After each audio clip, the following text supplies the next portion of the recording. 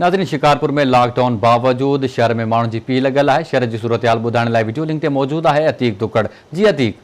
जी बिल्कुल सनाला शिकारपुर में भी लॉकडाउन की अवध से अॼु 41 ॾींहं बरक़रार आहिनि, जॾहिं त मुख़्तलिफ़ रोड रस्तनि ते माण्हुनि जा भी हुजूम लॻल आहिनि ऐं शिकारपुर में हेॾो सारो कोरोना जो ख़ुदशो ॿुधायो पियो वञे। पर मां तव्हांखे शिकारपुर जे आइसोलेशन वार्डनि जी अवध सां ॻाल्हि ॿोल कंदो ज़िक्र कंदो हलां।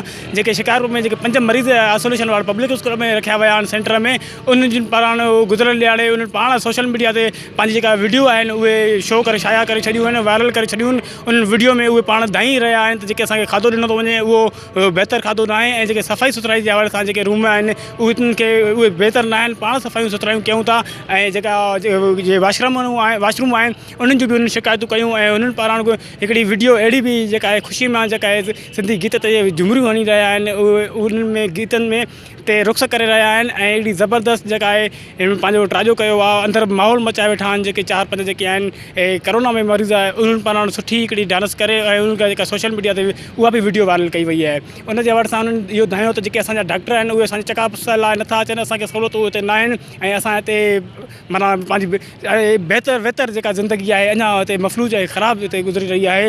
ऐं हिन जे हवाले सां जेके शिकारपुर में जेके ॿिया वेंटिलेटरनि जे हवाले सां ज़िक्र कंदो हलां त शिकारपुर में 12 वेंटिलेटर आया, उन्हनि में 10 वेंटिलेटर 15-20 ॾींहं अॻु में मोकिलिया विया। शिकारपुर जी 13 लख 21,000 आबादी आहे, उते सिर्फ़ु 2 वेंटिलेटर न विया आहिनि ऐं अफ़सोस सां चवणो पवे थो त उहे जेके वेंटिलेटरनि जे लाइ हिननि वटि जेको अमलो आहे सिहत खाते वटि उहे अञा वेंटिलेटर हलाइण जे लाइ को अञा उहो अमलो न आहे आयो।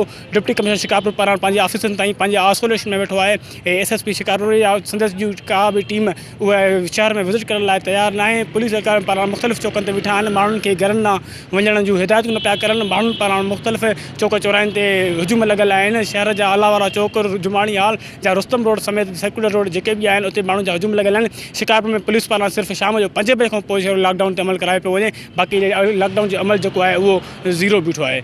जी।